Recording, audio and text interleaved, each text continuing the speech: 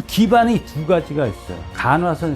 간의 두 가지 기반이 무간당과 의심. 무간당, 빈틈과 끊어짐이 없는 것. 그리고 의심.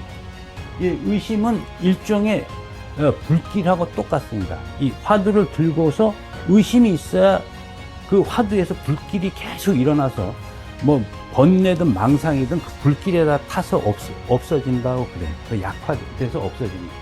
최대한 기한을 잡아서, 화두 드는 기한이 최대한 잡아서 90일이고 최소한 기간을 잡으면 7일이다. 이제 이거는 책에 따라 틀려요.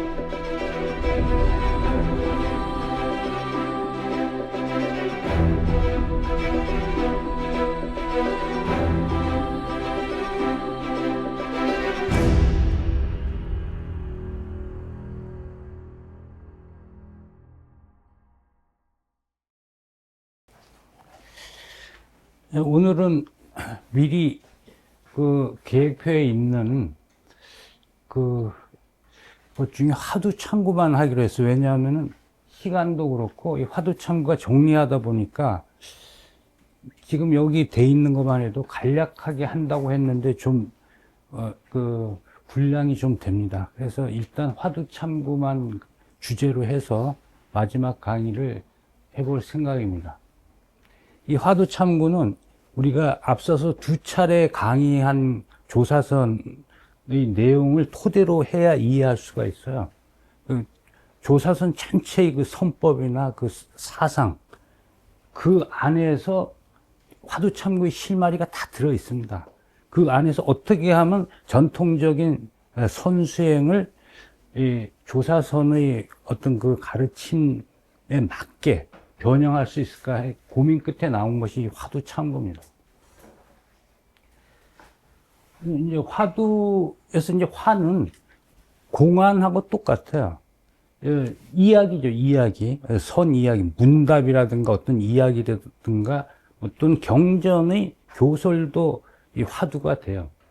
근데 이 두는 명사 뒤에 붙는 허사입니다. 그래서 예전에 보면 뭐 말머리 이렇게 번역하는 이거는 이제 좀 번역이 사실상 안 되는 번역이죠. 그냥 말이에요, 말, 이야기.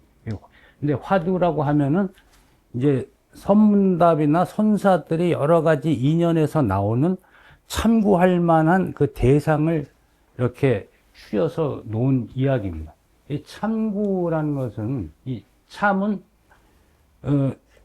참문한다는 것의 줄임말이에요. 참문은 어떤 스승을 찾아가서, 어떤 선지식을 찾아가서 법에 대해서 묻고, 대답하고 그것을 가지고 궁구하는 것을 참문이라고 합니다.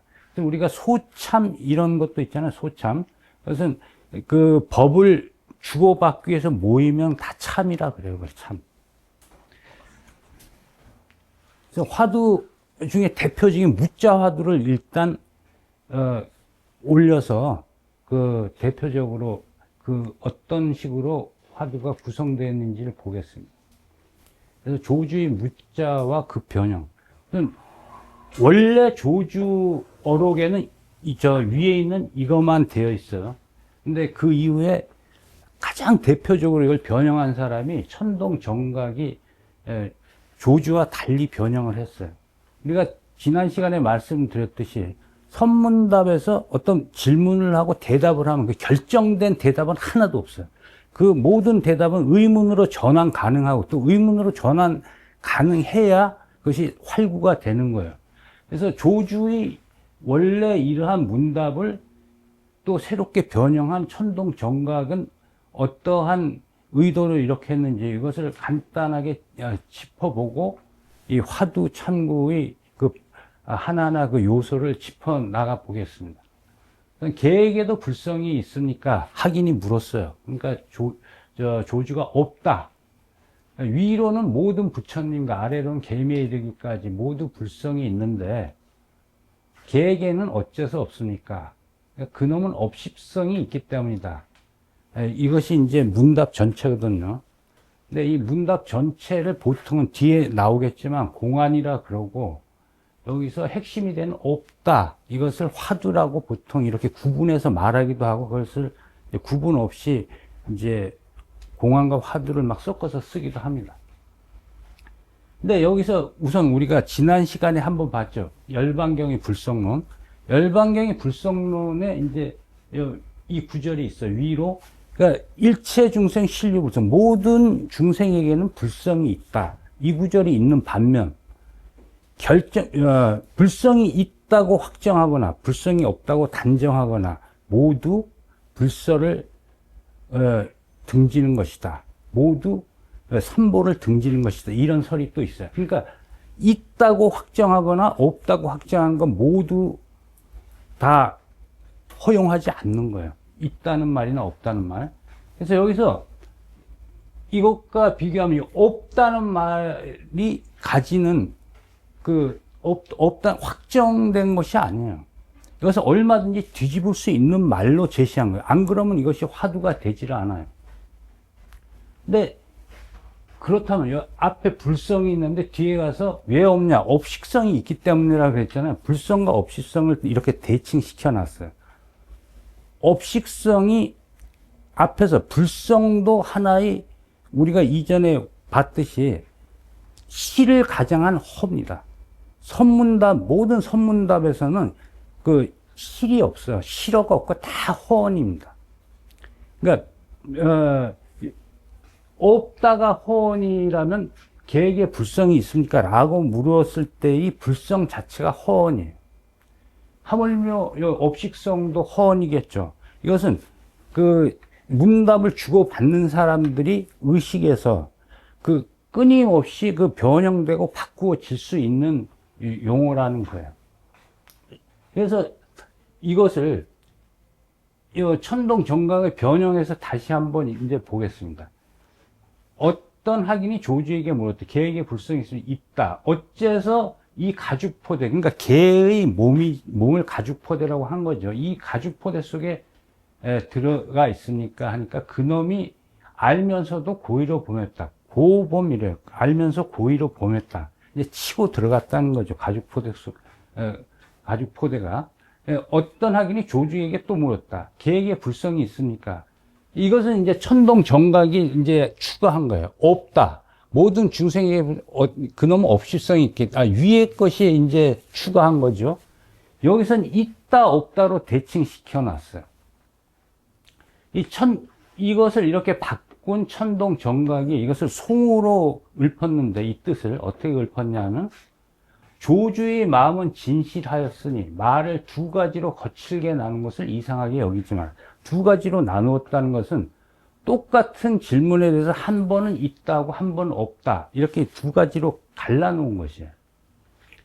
조주는 나귀똥을 가지고 있다가 사람들이 착각하는 경우를 마주칠 때마다 보는 안목을 바꿔 주었다. 이 안목이라고 일단 눈알이라고 하는 것이 맞아요. 보는 눈알을 바꿔 주었다. 그러니까 나귀똥으로 눈을 바뀐, 나귀똥은 가장 하천하고 가치가 없는 것을 대표해요. 그러니까 선어록에서 나귀라는 것은 고집세고 자기가 가던 길을 끝까지 가려 하고 이런 것을 대표하는 가장 어리석은 동물을 나타내죠. 근데 그런 어리석은 존재의 이제 거의 똥이에요, 똥. 그러니까 아무 가치도 없는 거예요. 이것으로 눈을 바꿔준다는 것은 우리 속담에 개 눈에 똥만 보인다고 하듯이, 있다가 소중하게 있다를 소중한 견해로 여겨서 간직한다든가, 또는 없다를 바른 견해로 간직한다든가, 이런 것을 다 무너뜨릴 수 있는 그런 눈으로 바꿔주었다는 얘기예요. 그러니까 있다는 안목이나 없다는 안목이나 그런 고집하고 주장하는 견해를 나귀똥으로 이제 바꿔줬다는 거예요.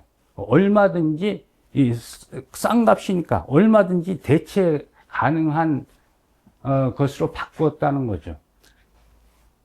그런데 이 조주가 한 말 중에 이런 말이 있어요.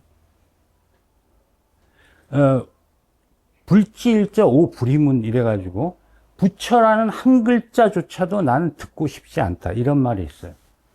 자, 그건 뭐냐면 부처, 진여 등등 최상위 개념에 대한 집착 가능성이 가장 짙고 농후하겠죠. 그렇기 때문에 그렇게 독한 처방을 쓰는 거예요. 왜 임재만 해도 임재는 부처의 지위에서 최상위 지위가 등각묘각이잖아요. 그러니까 등각묘각에 이른 부처는 족쇄를 찬 죄인과 같다. 또 아라한과 벽지불은 측간의 똥오줌과 같다. 이런 식으로 그 가치를 완전히 상위 가치를 아래로 끌어내리는 이 선사들의 이러한 발언들은 그것이 가지고 있는 그 집착 가능성을 미리 부수는 의미도 있지만은 애초에 우리가 열반경 같은 데서도 있듯이 어떠한 말이든 있다고 하든 없다고 하든 그 단정적으로 하는 말은 하나도 없어요. 특히 선사들은. 근데 이것이 뭐 넓게 보면은 영기설에서 다 그렇죠. 영기설의 두 가지 짝이라는 것은 상쇄돼서 다 결국은 결정적으로 있다거나 결정적으로 없는 것은 없잖아요. 예. 넓게 보면 그렇긴 한데 아무튼 예, 조주 무자가 이제 뒤에 가서 가장 많이 나올 거예요. 이것을 가지고 이제 참고하는 법을 이제 만든 것이 공안선 또는 간화선이에요. 이 간화라고 할 때 이 화가 이 공안이란 말이 이거 줄임말입니다. 공부안독. 공부는 관공서예요. 공부. 관공서나 또는 관공서, 정부이기도 해요. 정부나 관공서가 이제 공부고, 안독이라는 그 관공서에서 절대 가감해서는 안 되는 문서죠, 문서. 법령이나 문서를 안독이라고 해요. 그러니까 이것은 가감할 여지가 없다. 가감해서는 안 되고 손을 대서는 안 된다. 이런 뜻을 원래 가지고 있어요. 공안이라는 것은. 근데 이것을 거꾸로 활용해 가지고 공개된 문서, 누구나 비판을 가하고 뒤집을 수 있도록 공개된 문서로 주어진 것을 이제 공안이라고 이제 합니다. 그러니까 조주의 무자다 또는 뭐 수미산이다, 만법귀일이다 등등 여러 가지 화두가 있지만은 거기에 대해서 얼마든지 말을 붙일 수가 있습니다. 다만 이 가감할 여지가 없는 방식으로 붙여야 돼요. 앞서 나왔듯이 유라고 안주할 수도 없고 무라고도 안주할 수 없고 또는 그 밖에 어떠한 방식으로 말을 하더라도 거기에 안착할 수 없도록 만드는 거예요. 그래서 지난주에 한번 나온 그 도탈한 그 선사 이야기 있죠? 도탈한 선사? 네, 등은봉. 도탈한 등은봉 선사의 예를 이야기를 들자면은, 등은봉이 스승 마조한테 찾아가서 제가 어디 좀 다녀올라 그럽니다. 어디를 다녀올라 그러냐. 당시에 석두 선사가 이제 마조의 양족전 중에 하나죠, 석두가. 석두 스님한테 한번 가서, 이제 그의 경지를 떠보려고 그런다. 그러니까 석두로 가는 길은 매우 미끄러우니까 조심해라. 잘 다녀오라 그랬어요. 그래서 석두에게 갔어요.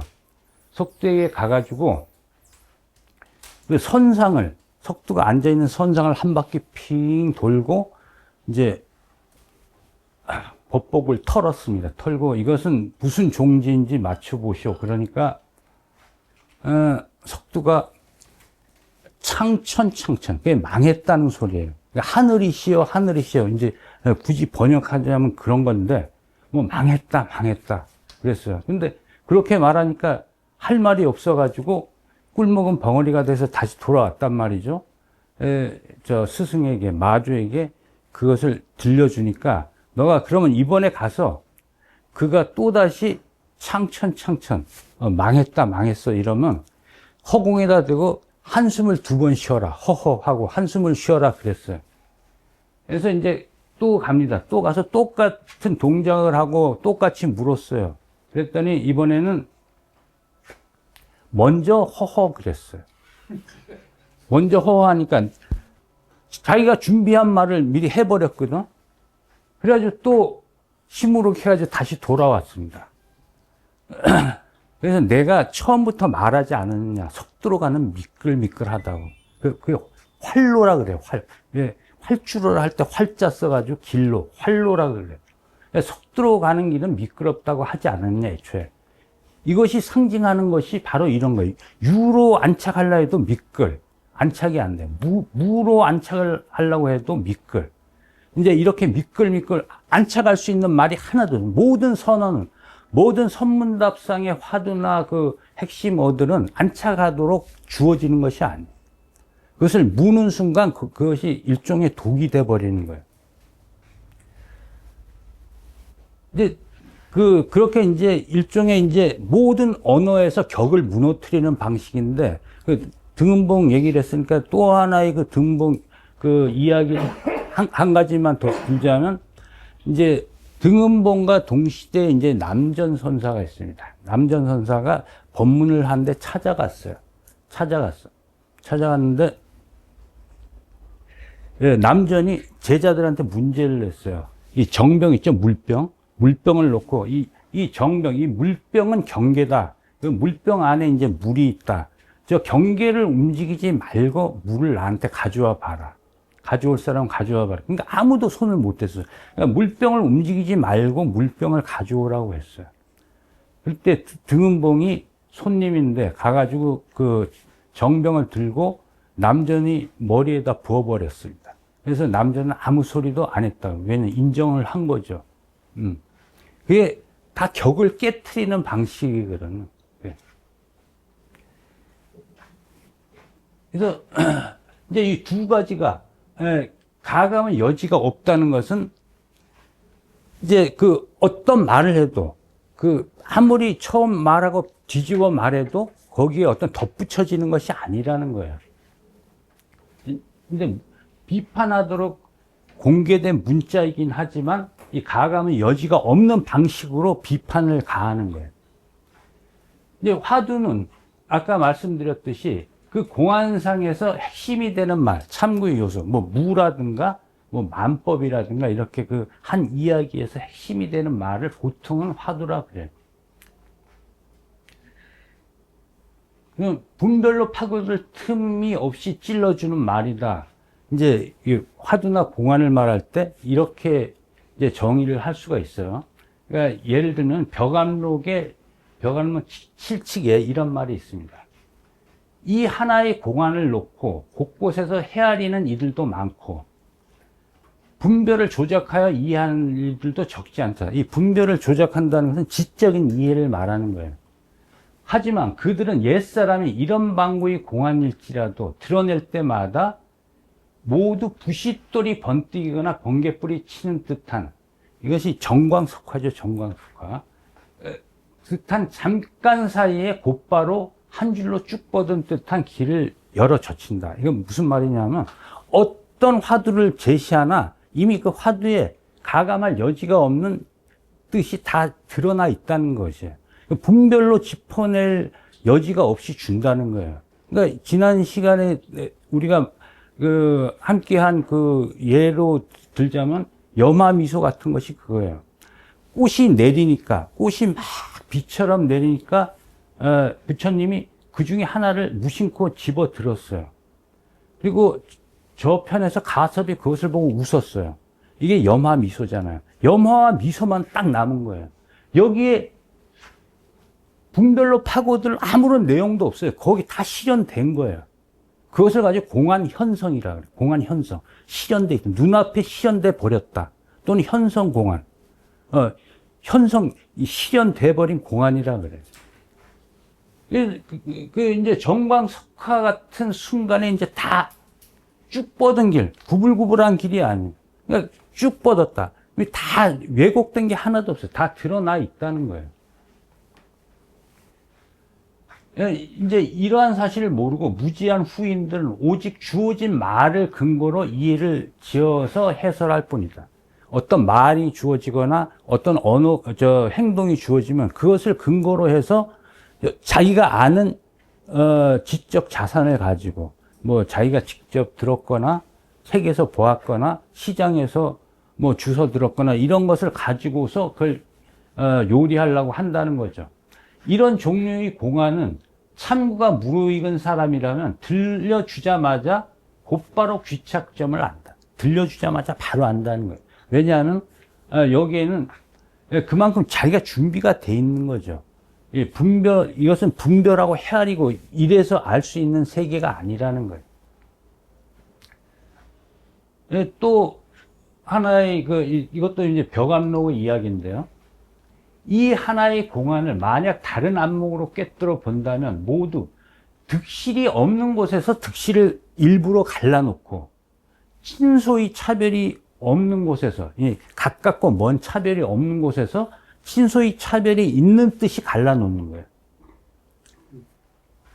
근데 이것은 무엇을 말하냐 하면 이 치기의 본칙이 어떻게 되냐면 아란에게 탐진치 삼독이 있다고 말할지언정 부처님에게 두 종류의 말이 있다고 생각하면 안 된다. 이게 본칙이거든요. 그러니까 부처님에게 두 가지 말씀이 없다는 건 뭐냐면 부처님이 똑같은 사안에 대해서 선하다고 말하거나 악하다고 말하거나 그건 동일하다는 거예요. 두 마음으로 한 말이 아니라는 뜻이죠. 그러니까 아라는 살적이라고 번역이 되잖아요. 도적을 죽였다. 그 살이 탐진치 삼독이잖아요. 탐진치 삼독을 다 죽였다. 그런데도 아란에게 삼독이 있다고 말하는 것은 허용되지만 부처님에게 말이 두 가지라고 하는 건 허용되지 않는다는 거예요. 어떤 말을 해도 하나로 귀착된다는 거예요. 법화경식으로 말하면 회삼귀일이죠. 삼승이 제각각 다르지만은 결국은 일불승으로 귀착된다. 이런 거하고 거의 통하는 말입니다. 그래서 득과 실, 친과 소 이런 식으로 갈라놓은 뜻이 이 공안에서 앞의 공안에서 보면은 계획에 불성이 있다 또는 없다 이런 식으로 갈라놓지만은 그게 다른 것이 아니라는 거예요. 두 가지 말을 한 것이 아니라는 거죠.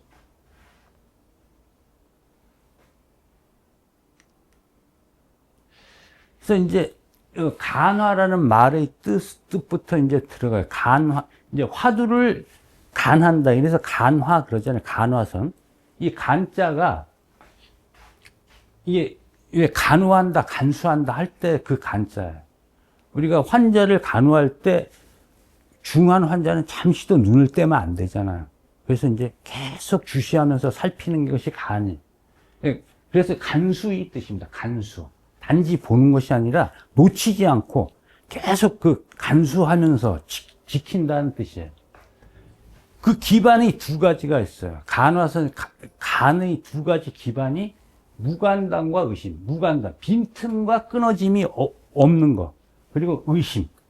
이 의심은 일종의 불길하고 똑같습니다. 이 화두를 들고서 의심이 있어야 그 화두에서 불길이 계속 일어나서 뭐 번뇌든 망상이든 그 불길에다 타서 없어진다고 그래요. 그 약화돼서 없어진다.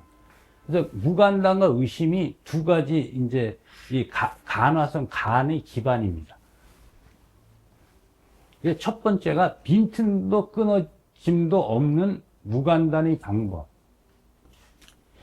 이제 간화선의 어떤 실천 방향이라든가 그 요지를 이제 설명해 놓은 것이 고봉 소녀인데, 소녀에 이렇게 돼 있어요. 최대한 기한을 잡아서, 화두 드는 기한이에요. 최대한 잡아서 90일이고, 최소한 기간을 잡으면 7일이다. 이제 이거는 책에 따라 틀려요. 하루 이틀, 뭐 이렇게 잡는 데도 있어요.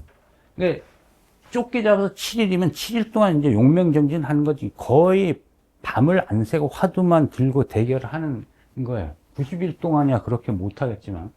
그래서 빈틈이나 끊어짐이 없이 화두로만 꽉 들어차 아주 작은 티끌도 들어서지 못하게 해야 된다. 이 빈틈이나 끊어진 틈 사이로 망상이 들어온다는 거죠. 그래서 그 망상이, 다른 생각이, 화두 위에 다른 생각이 탁 들어오면은 방법이 없어요. 딱 한 가지뿐이. 화두를 다시 들면 돼요. 근데 그것이 점점 길게 늘어지는 것이 병이 되는 겁니다. 그건 뒤에 가면 나와요.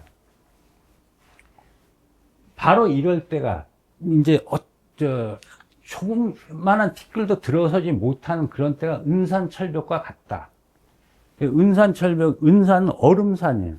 그러니까 하얗게 눈 내린 산. 그래가지고, 얼음으로 어린 산이 은산이에요.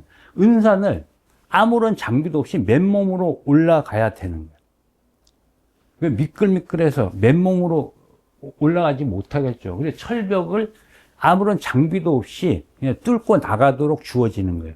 그러니까 이 지경에 가면은 빈틈과 끊어짐이 없는 상태가 계속 유지되면 은산철벽에 가는데, 그러니까 어떠한 그 화두에 대해서 분별하거나 생각하거나 이것을 어떻게 요리할 어떠한 방법이 없이 다 막힌 상태가 은산철벽이에요. 그러니까 앞으로 나가려 해도 문이 없고 물러서려 하면 목숨을 잃을 것이다. 앞뒤로 아무런 활로가 없는 상태가 바로 은산철벽입니다. 이것이 이제 무간단이 이제 이런 취지예요. 그 다음에 이제 대서장에 보면은 일상생활을 하면서 화두를 놓치지 않는 점. 이것도 화두를 놓치는 것은 빈틈이 있다는 얘기, 빈틈이. 그것을 얘기하는 겁니다. 이건 자기 점검법 중에 하나예요, 일상생활에서. 그 다음에 이제 대어록에서, 이 진국태부인 청보설, 진국태부인이 청해서 행한 보설이에요. 거기에 나오는 건데, 본분사를 실현하고자 한다면 반드시 간경, 경전을 보거나 예불을 하거나 송주, 주문을 외우거나 하는 따위 의식은 그만두고 마음을 모두 그친 상태로 무자를 참고하며 공부에 빈틈이나 끊어짐이 생기도록 해서는 안 된다. 이건 화두를 놓치는 것을 말해요. 계속 반복하지만 화두를 놓치지 않도록 해야 된다. 만약 한결같이 간경과 예불에 집착하여 공덕을 바란다면, 그러니까 경전을 보거나 예불을 올리면 그 결과로서 어떤 공덕을 내가 얻는다든가 이런 것을 바란다면 불도의 장애가 될 것이다. 이거는 이제 이 불도의 궁극적인 목표는 번뇌망상이 사라지는 거잖아요. 번뇌망상이 사라져서 이제 해탈에 이르는 거니까 그 관점에서는 이 간화선사니까 화두를 참고하고 화두를 놓치지 말아야 된다는 거예요. 다만 이제 사람에 따라서는 경전을 보거나 예불을 하는 것이 번뇌망상을 없애는 수단일 수가 있죠. 그러니까 뭐 이 말도 뭐 절대시하면 안 되겠죠. 아무튼 이것은 간화선의 관점입니다. 그 다음에 이 무간단과 또 하나는 의심이에요. 이 소녀의 간화선이 세 가지 요지를 이제 중에 하나가 의심이에요. 첫 번째는 대신심, 신심. 두 번째는 대분지, 큰 아주 분한 마음을 갖는 것이고, 세 번째가 대의심입니다. 신심은 뭐냐면 이 화두를 참고하면 반드시 그걸 타파해서 번뇌망상이 사라지는 날이 온다라고, 이 수행법에 대한 믿음이 대신심이에요. 그 두 번째 대분지는 이제 그걸 이제 대결하려는 결연한 마음을 말하는 것이고, 가장 핵심이 되는 건 의심이에요. 그럼 어떤 방법으로 화두를 참고하느냐? 이제 의심이죠, 의심. 그러니까 유라고 해도 의심하고, 무라고 해도 의심하고, 그 의심의 불길로 오는 모든 생각, 모든 견해를 다 태워 없애는 거예요. 온몸으로 의심덩어리 이렇게 이 무자를 참고하라. 이것이 무문관 일칙에 나오는 말입니다. 그리고 선문 단련설에서 보면은, 그러므로 의심이 충분하면 깨달음도 충분하지만 세상에는 죽을 힘을 다해 화두를 지키기만 하고, 이 의정은 이제 의심하고 똑같아요. 의심을 일으키지 말라고 가르치는 사람이 있다. 그러니까 화두를 그냥 지키기만 하고 의심을 하지 않으면 화두에 불길이 없어지는 거잖아요. 그러면 망상이, 화두에 붙는 망상을 태울 에너지가 없어지는 거예요. 이것은 참선이 가장 큰 병이다. 의심이 없는 것이 참선이 가장 큰 병이라 해요. 참선은 비록 제멋대로 헤아려도 안 되지만 죽을 힘을 다해서 화두를 지키기만 해서도 안 된다. 이렇게 화두를 지키기만 한다면 마른 말뚝에 묶인 꼴이고 속박되는 거죠. 화두에 묶여있는 꼴이 된다. 이 썩은 물에 빠진 신셈에 화두가 썩은 물이 돼버리는 거예요. 이 칼등에 갈린 꼴에 불과하다. 이 간다고 그러잖아요. 칼등에 갈려버리는 꼴에 불과하다. 만일 참된 의심을 일으켜서 안에서 기틀이 바퀴를 돌리지 않는다면, 이 기틀이 바뀐 심기를 말해요. 마음의 기틀. 마음은 일종의 기계장치로 봐서 그것이 기틀이 바퀴를 돌리는 원동력이 의심이라는 거예요. 그 의심. 좌선하여 아득한 세월을 보내더라도 깨닫지 못할 것이다. 그래서 이제 간화할 때 이 간의 핵심은 무간단, 빈틈과 끊어짐이 없는 것이고, 또 하나는 의심이에요. 그래서 특히 이제 핵심이 되는 것이 이제 의심인데, 그 앞에서 나온 여러 가지 그 견해와 말들과 이런 것을 무엇이 붙어도 다 태워버리는 거예요. 이제 모기가 무쇠소에 올라타다, 이것을 간화선에서 많이 비유하는 비유 중에 하나예요. 이제 모기는 피를 빨아먹는 것이 자기가 하는 일이잖아요, 모기는. 근데 피를 빨아먹으러 돌아다니다가 소 한 마리를 봤어. 근데 탁 등에 앉았는데 이게 무쇠소입니다. 이제 소 모양만 있지 사실 소가 아니라 무쇠예요, 무쇠덩어리. 등에 꽂아도 안 들어가, 머리에 꽂아도 안 들어가고 다리에도 안 들어가, 어디에 꽂아도 안 들어가요.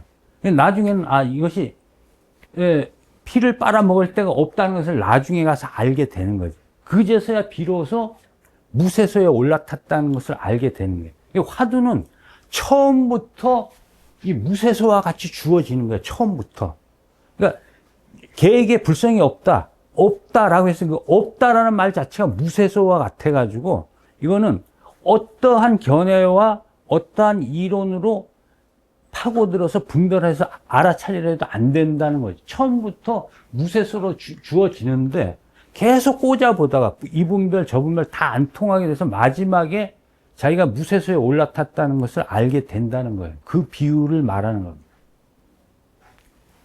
그러니까 어떤 언어를 붙여도 안 되고 어떻게 해설하려고 해도 해설이 안 되고, 그 사랑 분별 아무리 헤아려서 분별하고 알아차리려 해도 안 되는 거예요.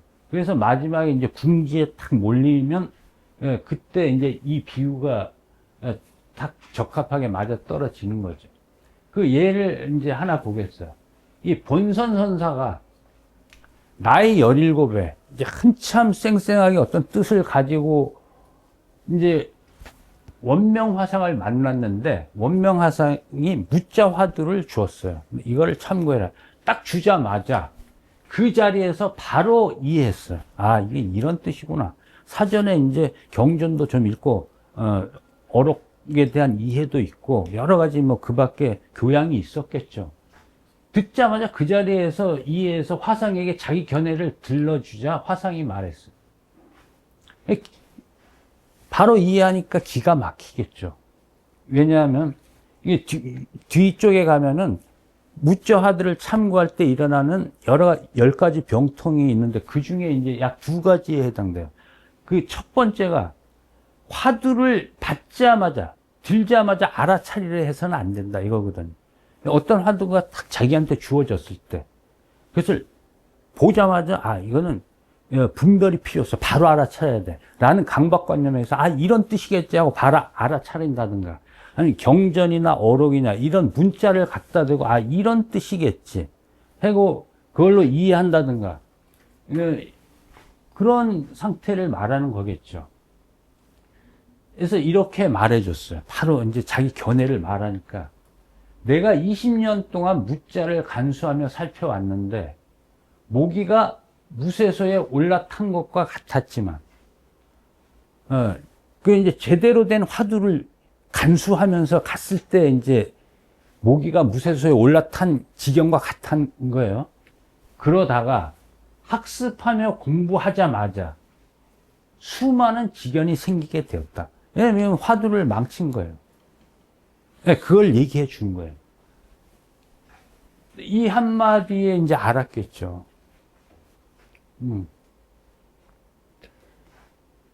이 학습하며 공부해서 이제, 그 갖춘 게 일종의 무기죠. 무기가 있는 거죠.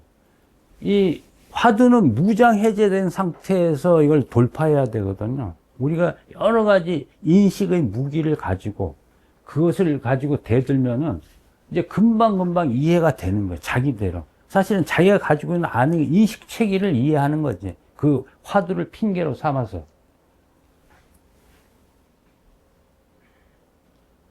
네. 그래서 이제 이것도 굉장히 이 비유에는 여러 가지 암시를 줍니다. 예, 그 다음에 이제 또 대어록이 나옵니다. 여기는 이러한 종류의 화두 이야기를 두고 그대들이 이해하지 못한다고 말하지 마라. 이해를 못하겠다라고 생각할 필요가 없다는 거예요. 왜냐하면 나도 이해하지 못한다. 나의 이문에서는 이해한다거나 이해하지 못한다거나 하는 구분이 없으니 모기가 무쇠소에 앉았으나 부리를 댈 여지가 없는 것과 같다. 그러니까 부리를 대고 파서 분별로 이해하고 이해한 것을 언어로 표현하고 할 여지가 없는 거예요. 지난 시간에 왜 저 논어에 나온 그 이야기 있죠. 비비분분. 무엇인가 어떤 경계에 갔으나 막 분한 마음만 가득 차고 생각으로 정리는 안 되고 말로 표현하고 싶은데 말이 안 나오고 이 상태까지 가야지 비로소 일러준다 그러잖아요. 예, 그 상태가 바로 무쇠소와 마주쳤을 때, 이게 무쇠소구나. 처음부터 무쇠소로 주어진 것이구나.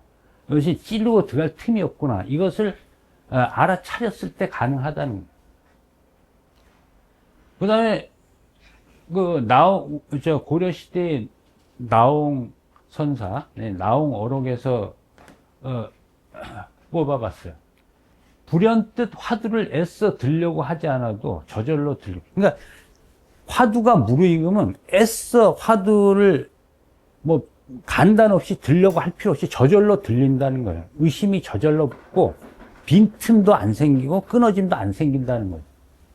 의심을 가지고 억지로 의심하려 하지 않아도 저절로 의심이 나는 경계에 들이닥치면 생각이 미치지 못하고 분별도 행하여지지 않아 화두에 그 어떤 맛도 없을 것이다. 이 화두에 어떤 맛도 없다. 이것이 몰잠이라 그러거든요.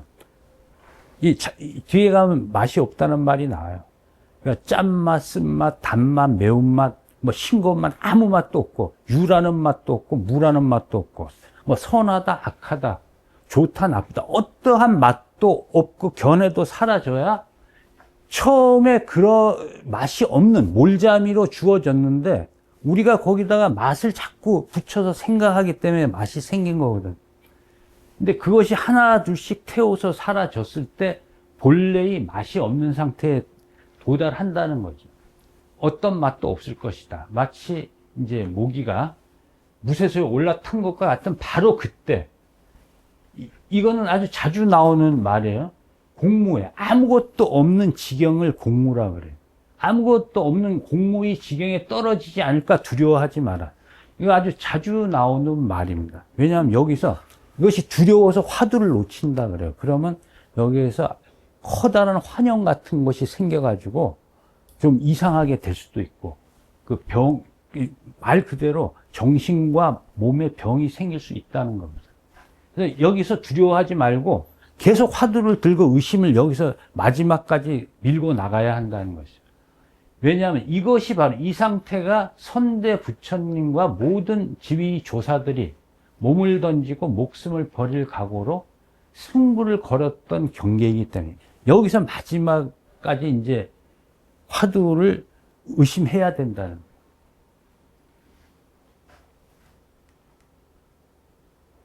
거예요. 앞에서 이제 마지막에 빨간 글씨로 나온 맛이 없다, 몰자미. 이것이 이제 화두의 본질이 몰자미예요. 화두의 본질이.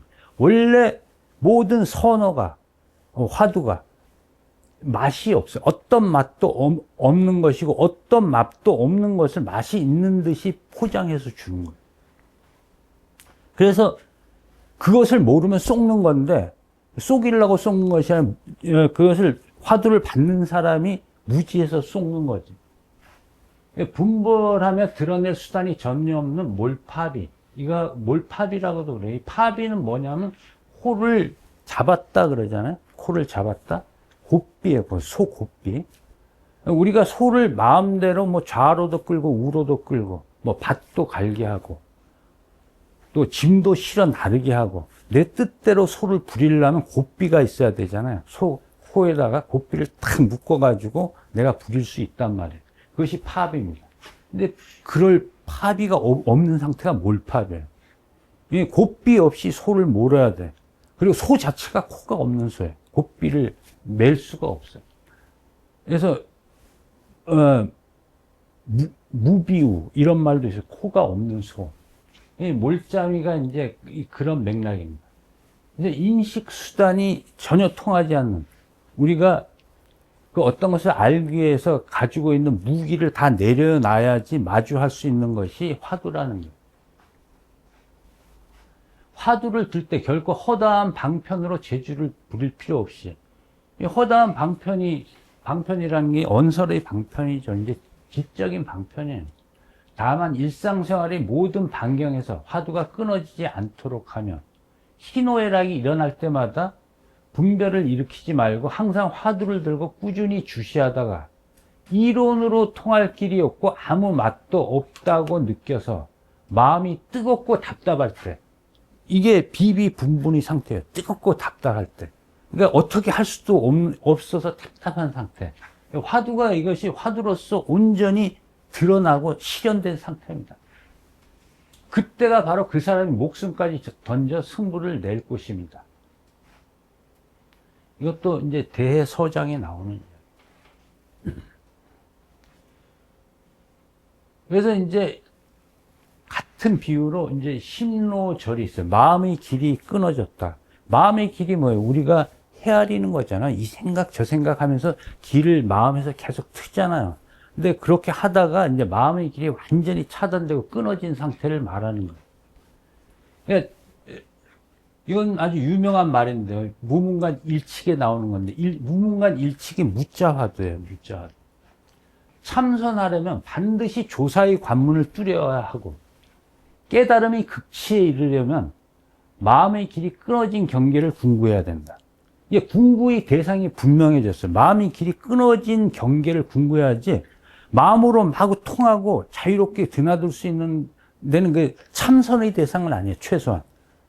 참선 이후에 그 경지를 펼치는 세계일 수는 있어도, 참선하는 동안은 마음의 길이 끊어진 경계를 궁구해야 된다는 거예요. 조사의 관문을 뚫지 못하고 마음의 길이 끊어지지 않으면 모두 풀이나 나무에 붙어 사는 헛개비에 불과하다. 그래서 여기 정령이라고 그랬어요. 정령이 헛개비예요. 예, 의초, 부목, 정령 그래.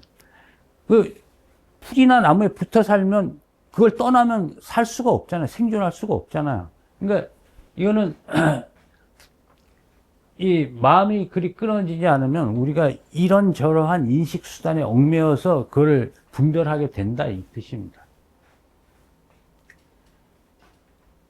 그 다음에 이제 미종결이라는 말이 이제 화두를 설명할 때 나와요. 미종결은 미자결이라고도 해요.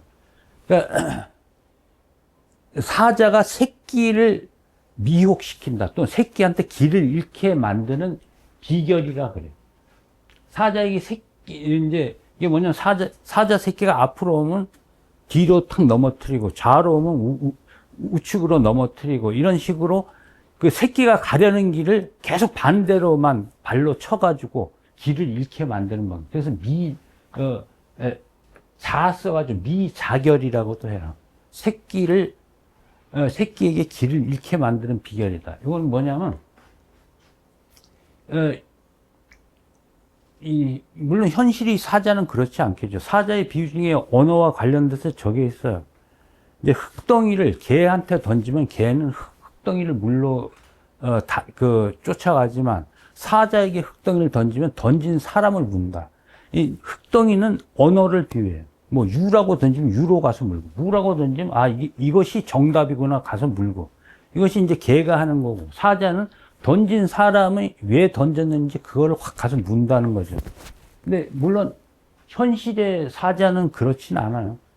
어떤 그 장면을 보니까 그 길든 사자 말고 그 세렝게티 사자에게 접근해서 실험을 하는데, 가까이 올 때, 사자가 가까이 접근하려고 할 때 두루마리를 딱 던지니까 두루마리 휴지를 쫓아가더라고요, 사자가, 숫사자가. 그러니까 현실의 사자는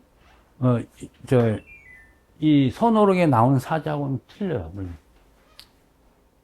그래서 이제 이거는 선사들이 발자취잖아요. 자기가 한 말의 자취를 지우는 거예요. 유라고 했다가 유를 지우고, 무라고 했다가 무를 지우고, 그래서 거기를 가지 못하도록 계속 해가지고 결국은 그럼 어떡하라는 말이냐 해가지고 모든 길이 차단된 데까지 이르게 만드는 방법이에요. 그 수단을 비유하는 겁니다. 심노절로 유도하는 수단이에요, 그쪽으로.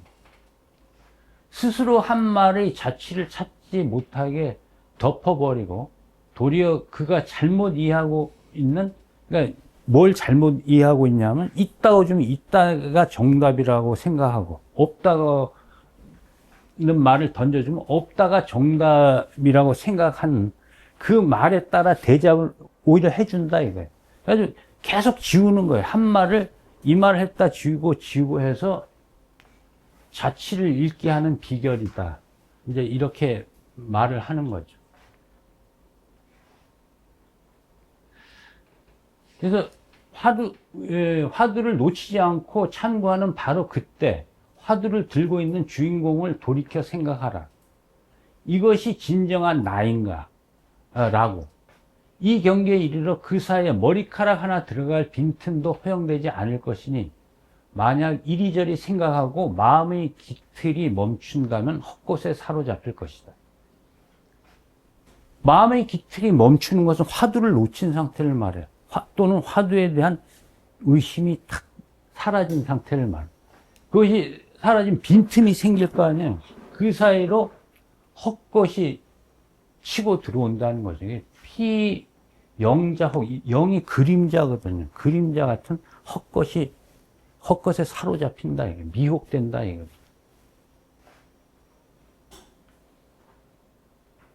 그래서 여기서 똑같은 말이에요. 화두 위에 다른 생각을 일으키면 반드시 헛것에 사로잡힐 것이다. 그래서 화두를 그래서 간단 없이 놓치면 안 된다는 거예요. 그래서 간화예요. 간수.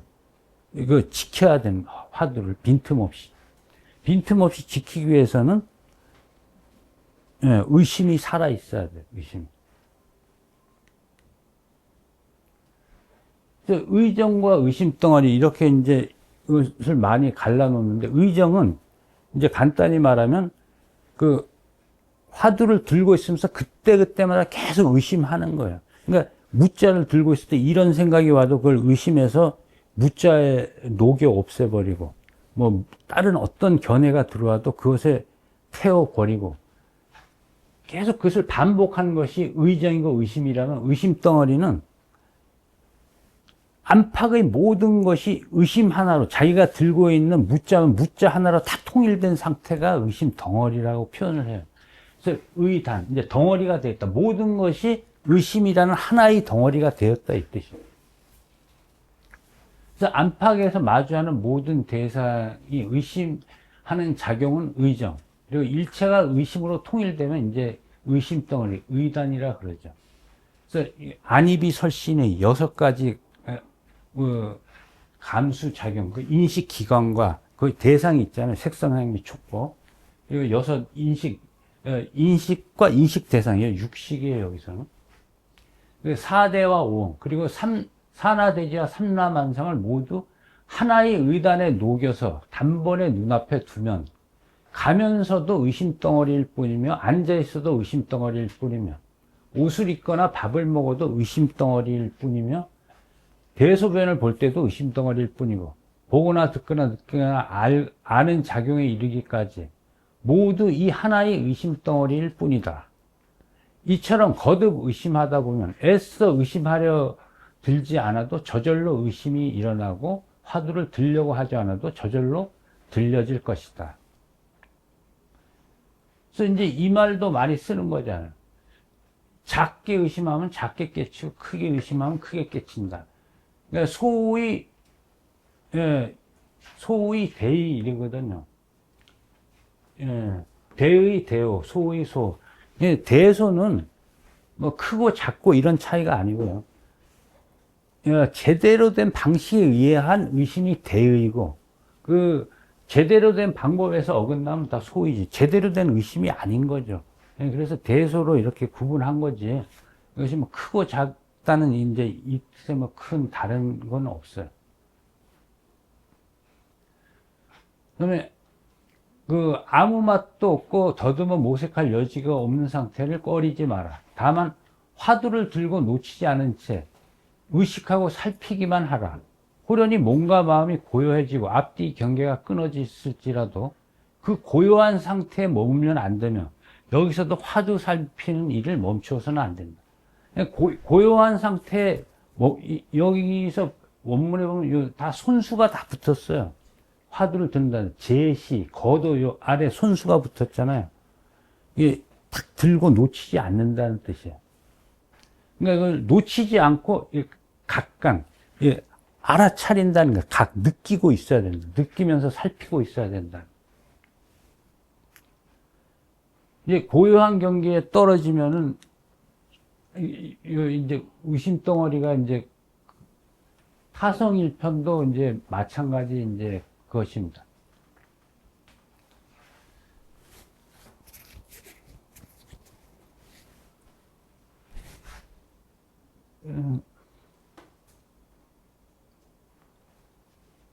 우선 요 맨 아래 요 인용문부터 한번 보죠. 신무소지라고, 이것은 대종고만이 쓰는 용어거든요. 마음이 갈 곳이 사라진 상태. 지가 갈지자, 간다. 마음이 갈 곳이, 더 이상 갈 곳이 없어. 마치 쥐가 솥불로 만든 쥐틀에 들어가 거꾸로 처박혀서. 이건 뭐냐면,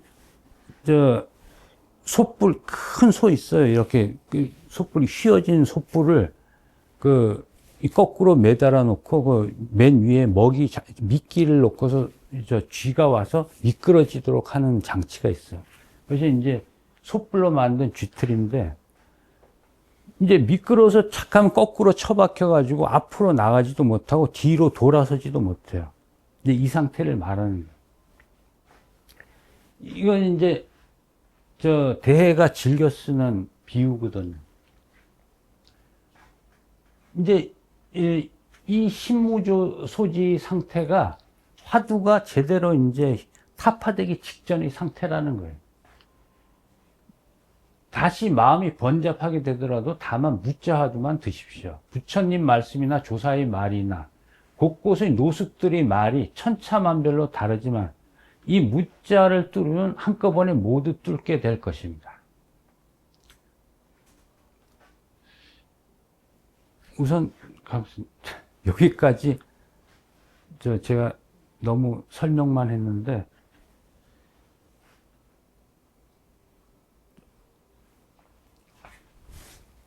이제 여기 위에 보면은 영지하고 고요함 있죠. 화두를 뚜렷이 의심하는 심경을 영지, 의식하고 있는 상태를 아주 신령하게 안다 또는 성성하게 안다 해서 영지라고 하고, 그 고요함, 그게 공적이죠. 이 고요하더라도 화두가 없으면 무기와 같고 의식이 아무 내용이 없다. 그러니까 이게 정해할 때 이 고요한 것이 정이고, 화두가 성성하게 살아있는 영지가 해입니다. 그래서 이 정과 해가 같이 있는 거죠. 정과 해가. 그러니까 화두를 제대로 들면, 바른 방식으로 들면 정과 해가 다 같이 닦이는 겁니다. 이제 이래서 한 덩어리에 대해 의지할 것이 전혀 없고 마음이 갈 곳이 사라지는 이때가 바로 방산거사 당신의 본래 면목입니다. 그런 찰나에도 만약 화두 위에 다른 생각을 일으키면 반드시 헛것에 사로잡혀. 이 헛것이 이제 화두 위에 다른 생각은 다 헛것이고 그것이 이제 번뇌 망상의 다른 말이기도 합니다.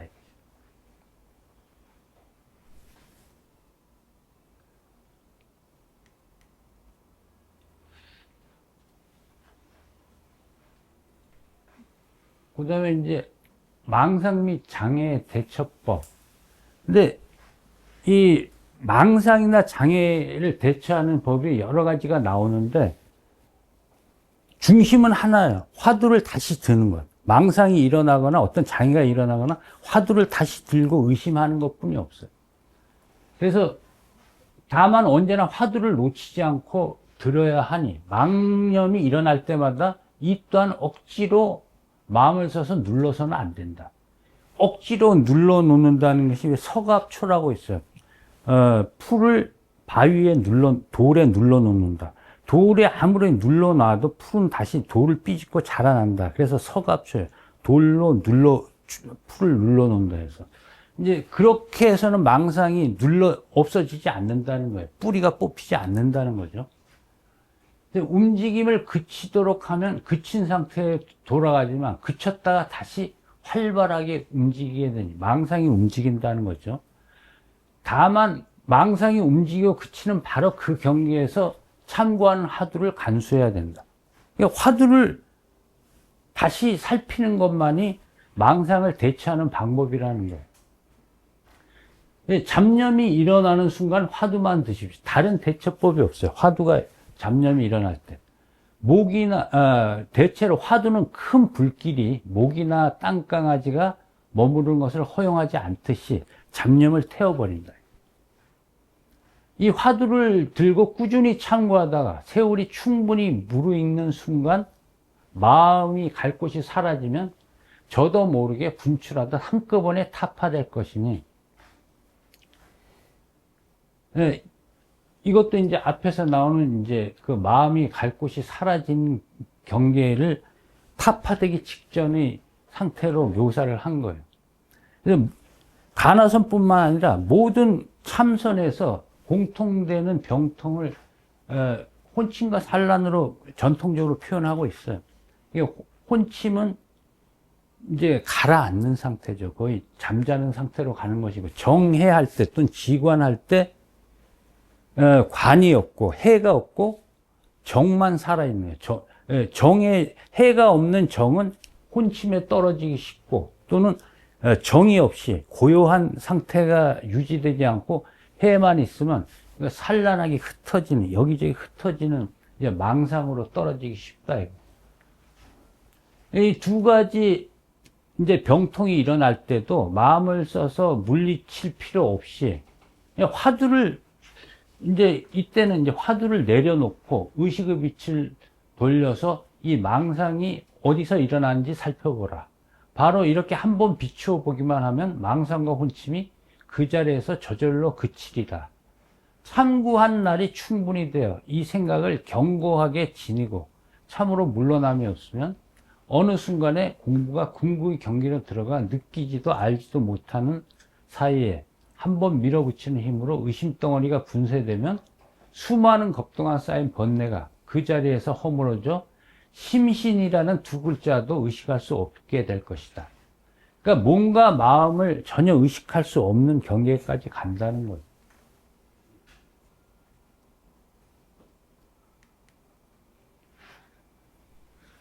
또 이제 간허선에서 중시하는 것 중에 하나가 참고하는 화두를 교체하지 말라는 거예요. 바꾸지 말라는 거예요.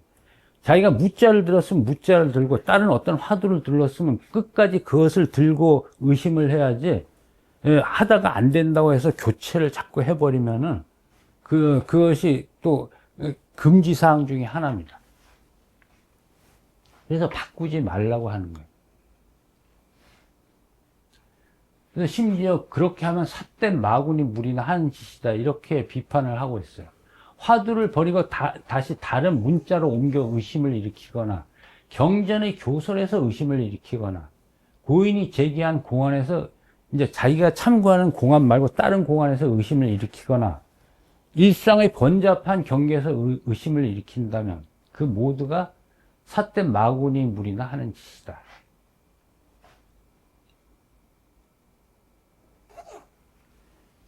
그래서 이제 무자 화두를 예로 들고 있어요. 이 무자는 후대의 공안을 제기하고 화두를 살피는 시초이다. 그러나 반드시 무자를 확고하게 고집할 필요는 없다. 무자일 수도 있고 자기가 본래 참고하던 화두예요. 보면 처음이란 뜻도 있어요. 처음 시작하던 때의 화두. 만법일 수도 있고, 만법은 이제 조주가 제시한 건데, 만법은 하나로 귀착되는데, 하나는 어디로 가는가? 하나는 만법으로 들어가는데, 만법은 어디로 들어가는가? 뭐, 거꾸로도 마찬가지고, 그것을 말하는 거예요. 그리고 수미사는 이제 운문문원이라는 선사가 한 생각도 일어나지 않을 경우에는 어떤 잘못이 있느냐, 이렇게 물었어요. 확인이. 그러니까, 운문이 수미산 그랬어요. 한마디만 했어요. 수미산. 그럼 한 생각도 일으키지 않았을 때 그 허물이 수미산처럼 이게 높이 쌓인다는 뜻인지 아니면 한 생각도 일으키지 않으니까 수미산처럼 우뚝 요지부동한 그 마음을 칭찬한다는 것인지 결정할 수가 없죠. 그래서 이제 어느 편도 결정할 수 없는 이 수미산이라는 걸 가지고 의심을 하는 거예요. 사료, 소료도 이제 복룡이라는 선사가 제시한 화두인데, 예, 료는 이제 어떤 동작이나 행위를 마칠 때 이제 료를 붙이죠. 죽고 나서 이제 화장을 하는 거죠. 신체가 다 태워지고 난 다음에 한 줌의 재만 남으면 어디서 우리가 안심민명할 것인가, 어디서 편안히 쉴 것인가, 이 화두예요. 그걸 가지고 의심하라는 거예요. 그러니까 이건 일종의 사후세계에 대한 것을 화두로 삼는 거예요. 그러니까 그것이 어디라고 해도 다 틀린 것이 되는 거예요. 또는 연불하는 당체를 참고할 수도 있어요. 이것은 그 연불하고 연불선이라고 해가지고 예를 들어서 나무아무타불이라는 것을 계속 연불한다고 하면은 연불하는 이 당사자는 누구인가, 무엇인가 하고 화두 참고하는 방식으로 연불을 하는 거예요. 화두 참고하면 이것을 선정일치라고 그래요. 그러니까 간화선과 정은 화두 참고가 아니고 정토죠. 정토의 정이죠. 네. 정토선을 합한 거예요. 그것이 선정일치 선이 그걸 말하는 겁니다. 그러니까 그것도 허용하는 거예요. 연보라는 당체를 이 주인공은 누구인가, 나무아무타불이라고 외우는 이 주인공은 누구인가 하고 참 무간단의 방법으로 의심을 하는 거예요. 이와 같이 어떤 것도 해도 되는데 바꾸면 안 된다는 거예요. 오직 일칙의 화두만 고수하고 따르면서 깨달음을 목적으로 삼을 뿐이니 의심하는 화두는 동일하지 않아도 깨달음은 다르지 않다. 그래서 바꾸면 안 돼. 교체하면 안 된다는 것은 여러 문서에서 반복해서 얘기를 하고 있어요. 그것이 자꾸 바꾸면은 병통만 늘어난다 그래요. 또 참구상의 병통이 있는데 이것을 대선사가 한 7, 8가지로 여기저기 산발적으로 해놓은 것을 우리나라의 보조 진울이 10가지로 정리를 했고 그 10가지로 정리한 것을 무의자 해심이 또 이제 이 저서에서 짧은 저서예요. 부자 무불성, 계획에 불성이 없다는 이 화두에서 이 화두를 참고하는 데서 생기는 병을 간별하는 거예요. 골라내는 거예요. 이 저술 속에서 이것을 또 상세히 10가지를 하나씩 나누어서 설명을 합니다. 여기 여러분들 그 파일에 나눠드린 여기를 복사해서 들어가면 여기 다 번역이 돼 있고 주석이 다 돼 있어요. 동대 요 홈피에 들어가면 다 있습니다. 자, 첫 번째가, 이거 이 무자 화두를 이제 내세운 거예요. 무자 화두를 참고할 때 생기는 병통을 10가지로 정리한 겁니다. 유무 양단 중에 하나의 무라고 생각해서는 안 된다. 이건 뭐냐면, 있다, 없다. 이 중에 있다가 답이다. 없다가 답이다. OX식이지. 있는 것이 결정적인, 계획의 불성이 있다. 또는 계획의 불성이 없다. 이런 식으로 단순하게 이분해가지고 그 중에 하나를 고르는 방식으로 그 중에 유가 아니고 무다. 없는 것이다. 라고 단정해서 생각하면 안 된다는 거예요. 그것이 가장 이제 첫 번째고. 두 번째는, 이거는 아니다. 이것도 아니고 있는 것도 없는 것도 아니다라고 하니까 그럼 이걸 다 왜냐하면 계획의 불성이 없다라고 무라고 했으니까 이 무는 유와 무를 다 초월하는 그 어떤 무가 있을 것이다. 그 무와 유를 다 아우르는 그런 진무지에 참된 무로서의 무다. 이렇게 헤아려도 안 된다는 거예요. 복탁입니다. 이게 헤아릴 탁자예요.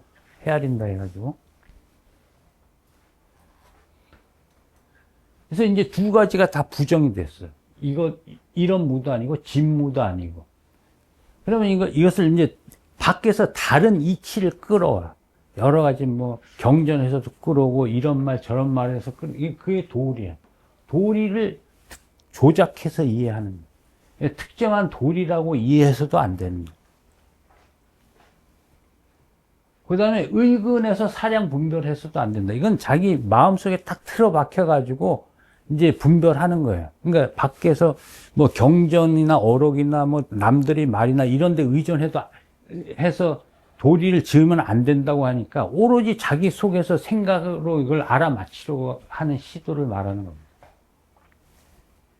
그리고 이제 그 다섯 번째 병통은 그 종지가 조사의 종지가 아주 작은 우리의 미세하게 움직이는 몸 동작 속에 다 나타난다.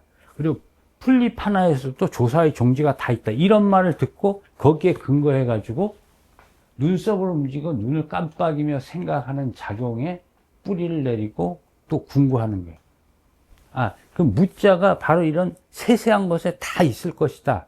라는 식으로 이제 생각을 하는 거죠. 그 다음에 이제 말길에서 살기를 모색해서도 안 된다. 여기서 말길은 뭐냐? 무자라는 말길에, 무라는 말길에. 그래서, 이런 말을 하거든요. 주어진 화두를 의심하지 않으면 안 된다. 그러니까 의심하지 않으면 안 된다 하니까 이 말을 의심하지를 않고 그 말을 가지고 또 생각을 하니까 거기서 어떤 길을 모색하는 거예요. 그리고 아무 일도 없는 경계 속에 갇혀 있어서도 안 된다. 그러니까 이것저것 다 안 된다고 하니까 아예 다 없애고 아무 생각도 안 하고 그냥 아무 일도 도모하지 않는 상태에 갇혀 있는 거예요. 그래서 무사감리 그런 거예요. 아무 일도 없는 이건 통 같은 죄죠. 통 같은 거. 거기에 갇혀 있어도 안 된다.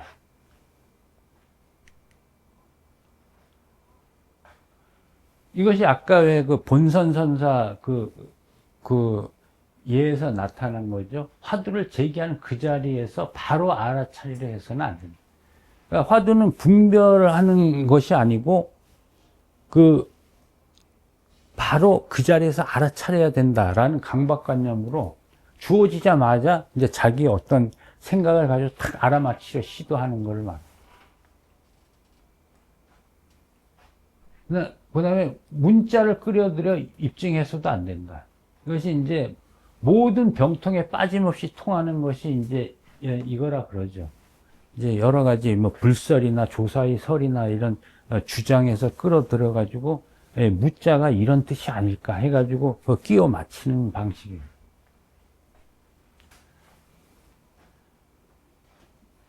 그래서 이제 그걸 보면 경전을 끌어들여 그 뜻을 설명하는 것은 모두 남이 분별하는 말에 얽매이거나 남의 집안에서 살림살이를 하는 것과 같아서 결코 자유로운 구석이 없다.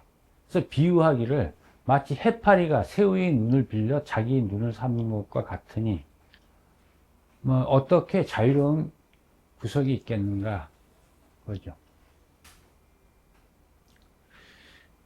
그 다음에 이거는 여러 선사들이 또 굉장히 그 근본적인 또 미혹이라고 생각하는 것이 이거예요. 깨달음을 기다리는 미혹한 상태. 아니, 언제나 깨닫나 나는. 이렇게 계속 생각하는 거예요. 언제나 깨달을까. 그럼 무엇보다 이제 깨달음이 오기를 기다려서는 안 된다. 등오 그러거든, 등오. 기다린다는 뜻이에요, 등이. 만일 애써 깨달음이 오기를 기다린다면 스스로 나는 지금 미혹한 상태로 있다 라고 생각하여 미혹되어 있다는 집착으로 깨달음을 기다리는 것이니 이렇게 수행해서는 몇 겁이 지나도 깨달을 수 없다.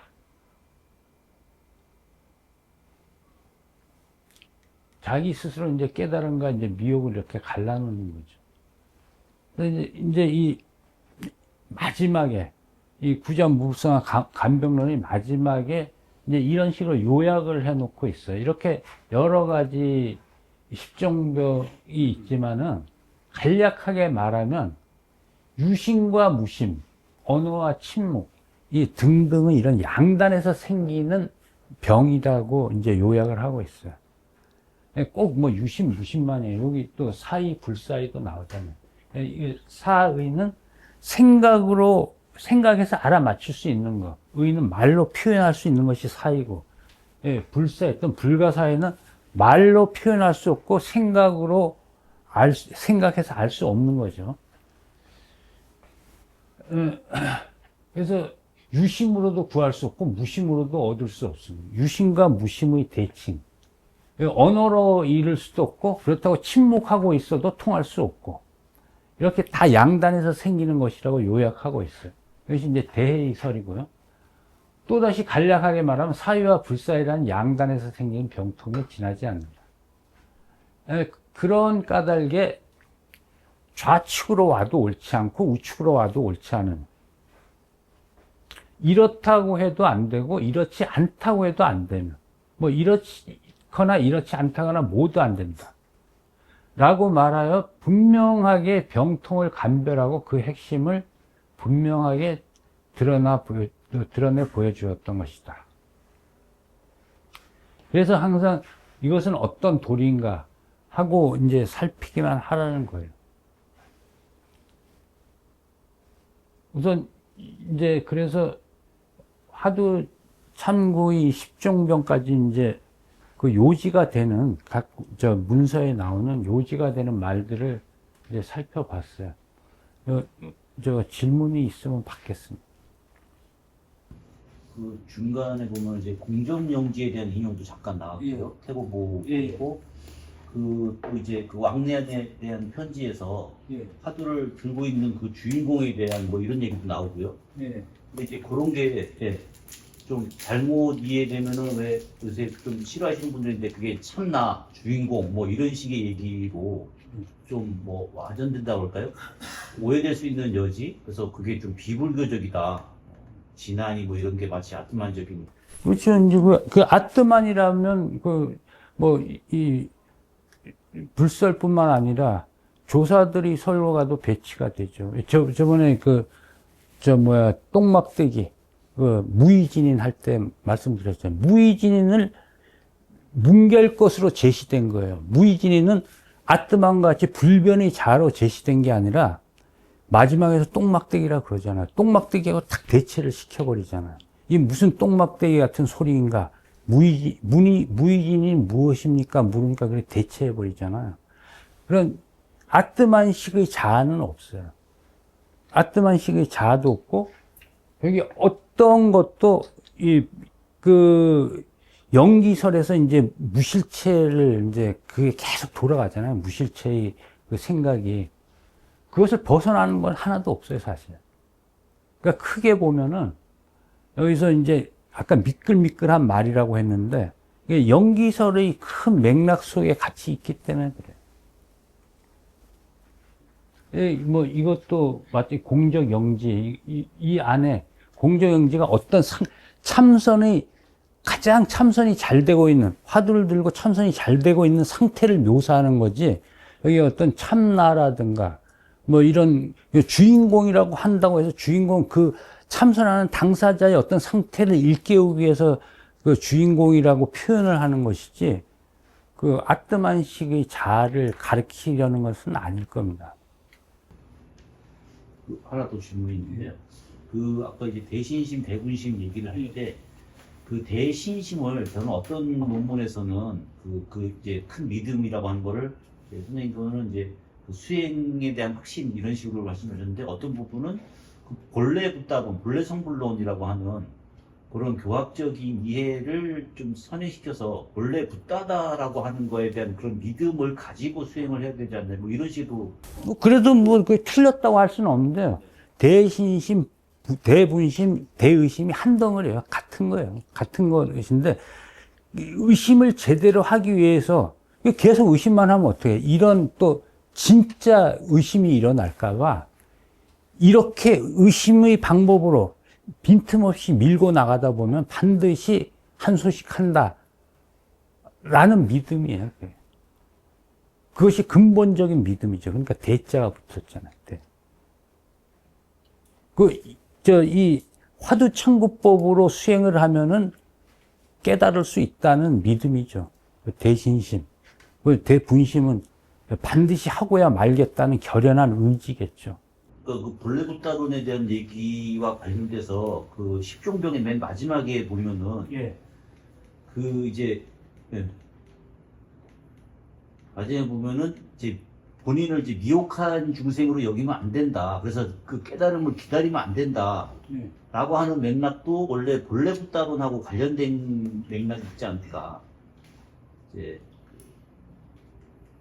십종병 바로 위에. 예. 그래서 대우심을 가지지 말라는 얘기가 많이 나오는데 그거 보면은 나는 미혹한 상태로 있다. 요거는 기본적으로 요약해서 나오잖아요. 양단으로 갈라놓는 병통, 그거를 말하는 거예요. 그러니까 미혹과 깨달음, 이것을 자기 스스로 갈라놓고 있잖아. 자기 스스로 함정에 빠지는 꼴이 돼버리잖아. 근데 저런 것들을 이제 저런 의식이 그러니까 원래 이제 미혹하다라고 스스로 규정을 하는 건데 그 첫 전제 자체가 잘못된 것이 아니냐. 그렇죠. 그거는 맞아요. 그렇게 함으로써 깨달음이 또 뭐 따로 있고, 자기가 미혹한 상태에서 거기서 화두를 들고 타파를 하면 그것이 깨달음인데, 깨달음은 또 어디 먼 곳에 따로 있는 곳으로 설정을 하는 거죠. 예. 그리고, 이 점검법 잠깐 말씀드려야 될 것 같아요. 여기서 이제 점검법이 나와요.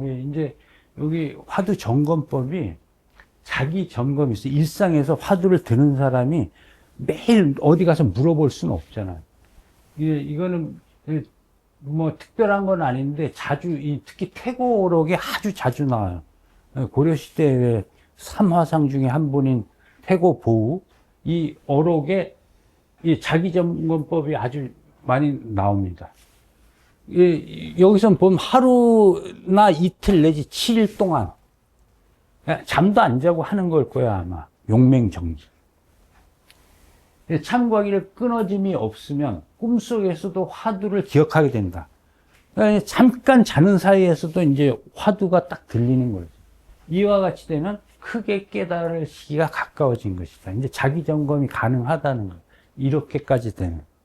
왜 우리가 뭐 중학교나 고등학교 때 며칠 동안 수학 문제 열심히 하다 보면 잠자면서도 풀잖아요. 이제 그런 거나 마찬가지겠지. 화두가 계속 들려있는 상태. 우리가 수십관 할 때 처음에는 1에서 100까지 또는 1에서 100 이상을 넘어 한 호흡에 이렇게 한 호흡에 1, 2 이래가지고 가지만 한 번 수를 놓치기 시작하면 내가 10이었나 9였나 이런 막 헷갈리기 시작하면 다른 생각이 치고 들어온 거예요 벌써. 화두를 놓친 거하고 똑같은 거예요. 그러면 1로 다시 돌아가죠. 그럼 처음에 100까지 갔던 사람이 그 다음에 50까지 갔다가 점점 짧아져요. 점점 산란하게 되는 거지. 이제 화두도 마찬가지예요. 이것을 딱 놓쳤을 때 빨리 알아차려야 돼요. 그래서 규봉 종밀이 수행의 묘문을 말하는 유명한 구절이 있거든요. 망념이 일어나면 빨리 알아차리라. 염기즉 각, 각지즉 뭐. 그렇게 알아차리는 순간 사라진다. 근데 알아차리는 것이 느리면 그 망상에 계속 휩싸여서 가는 거예요. 계속. 화두도 마찬가지로 딱 놓쳤을 때, 또는 화두 위에 다른 생각이 치고 들어왔을 때 빨리 알아차려야 돼. 아, 다른 생각이 들어왔구나. 화두를 잡으면 되는데 그 생각이 지속돼. 계속 반복되다 보면. 오래 한참 가다가 알아차리면 그러면 화두 공부가 제대로 안 되는 거예요. 바로바로 알아차려요. 그래서 그 망상이 일어나면 바로 알아차리고, 알아차리면 사라진다. 수행의 절묘한 궁극적인 방법은 이것 위에는 없다. 이렇게 말해요. 수행론은 유제차야. 오로지 여기에 있다. 모든 참선법이겠죠. 참선법은 그 어떤 참선을 하든지 간에 망상이 일어났을 때 빨리 알아차리는 거야. 아, 이거 또 잡념이 일어났구나. 망상이 일어났구나. 내가 헛생각을 하는구나. 하는 걸 빨리 알아차리면은 극복이 가능한데, 좀 늘어지기 시작하면 그 생각에 휩싸여가지고 그 지배를 당하게 된다는 거예요. 그것이 이제 이 화두에 그대로 적용이 됩니다. 화두 공부에. 그래서 사람들과 이야기를 나눌 때도 빈틈이나 끊어짐이 없이 화두가 들려야 돼요. 이 자기 점검법에. 보고 듣고 느끼고 아는 순간마다 그 모든 것이 화두와 한 덩어리가 되는가. 자신을 돌이켜 관찰하는 그때 부처와 조사의 의중을 포착하는가. 팔풍의 경계와 마주쳐도 마음이 흔들리지 않는가. 그러니까 마음이 흔들리지 않는 건 화두를 들고 있는 거예요. 팔풍은 이익과 손실. 이 네 가지 짝이에요. 네 가지. 그러니까 8개라고. 이익과 손실. 칭찬과 비방. 칭찬한다고 붕 뜨거나 비난한다고 가라앉는 거나 분노가 일어난다. 뭐 그러지 않느냐 이거죠. 그 화두를 놓치면 그렇게 된다는 거죠. 그 바람에 휩싸인다는 거예요. 칭송과 비난, 즐거움과 괴로움. 근데 여기서 요건 어떻게 구분이 되냐면요. 칭찬 예와 칭은 어떻게 다르냐 하면은 요 칭은 예는 아무런 칭찬할 만한 거리가 없는데, 별로 칭찬할 만한 덕도 없는데 칭찬하는 거야. 잘났다고. 그리고 비방의 회도, 잘못이나 무슨 그 허물이 없음에도 불구하고, 무과 없음에도 불구하고 비방을 받는 게 회에 해당되고요. 기는 무슨 잘못이 있어가지고 받는 비난이 이 기에 해당되겠죠. 이 칭송도 마찬가지예요. 칭찬받을 만한 뭔가 덕이나 일을 벌렸을 때 받는 게 칭송, 요 한자로 틀려요.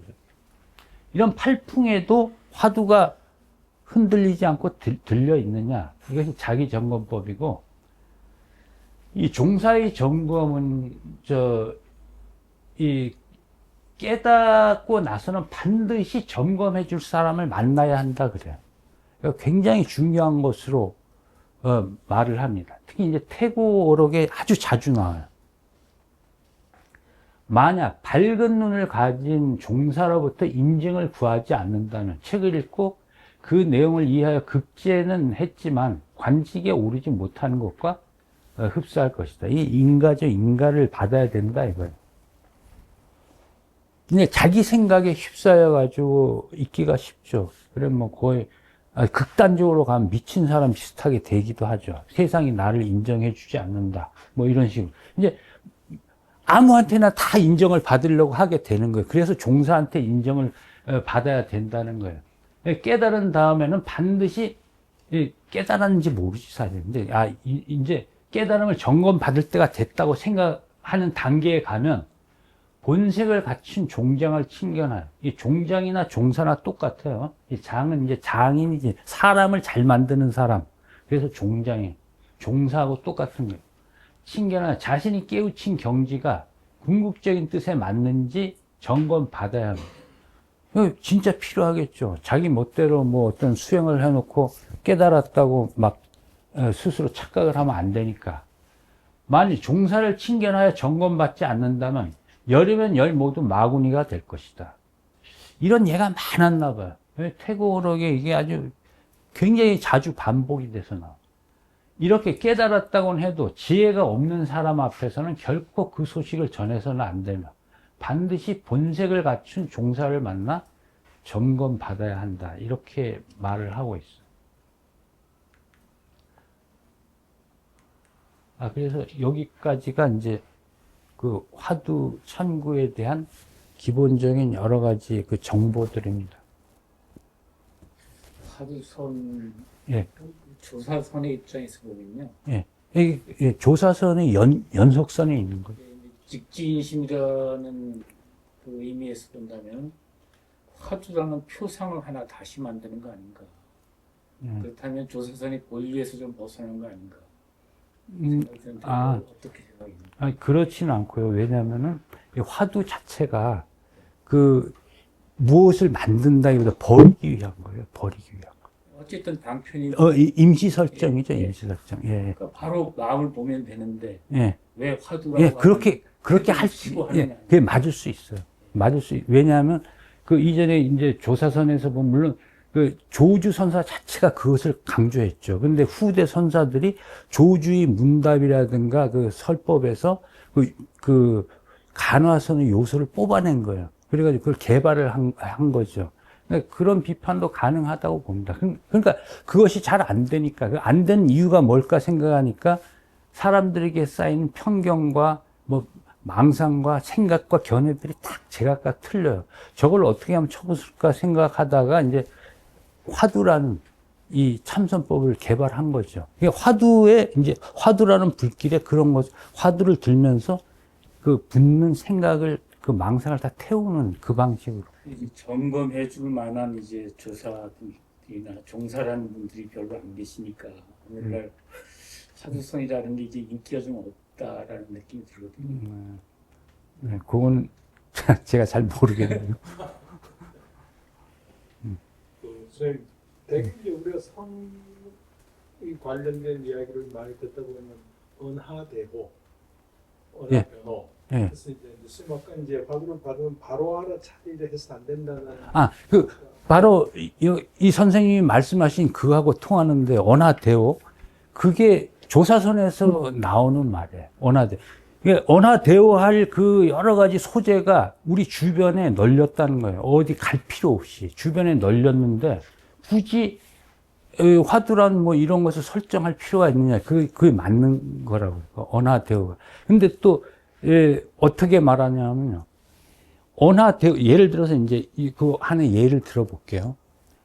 다 아시는 이제 그 문답인데, 절에 들어온 지 얼마 안 되는 신참이 들어와서 무슨 참선 안 하고 매일 일만 시키고 이러니까 이제 직접 찾아갔어요. 조주선사를 찾아가가지고, 저는 절에 들어온 지 얼마 안 됐는데 법에 대해서 들은 게 없습니다. 도란 무엇입니까? 이렇게 물으니까, 밥은 먹었느냐? 예, 먹었습니다. 그러니까, 그럼 바로나 시쳐라. 거기서 크게 깨달았다는 거예요. 거기서. 그런 거를 말하는 거예요. 근데 그거를 후대 선사는 또 어떻게 말하냐? 크게 깨달았다는 말을 가지고 도대체 무엇을 깨달았다는 것이냐? 그 말이 연속해서 나옵니다. 그 문답뿐만, 그 일화뿐만 아니라 다른 일화에서도 마지막에 깨달았다는 말을 가지고 시비를 많이 걸어요. 무엇을 깨달았다는 것이냐. 깨달음이라는 것도 어떤 정형화하지 않는 거죠. 그게 이제 저번 시간 자료에 나오는 그 설화 있죠. 설화에서 그 말을 많이, 깨달음을 인정하지 않는 말을 많이 씁니다.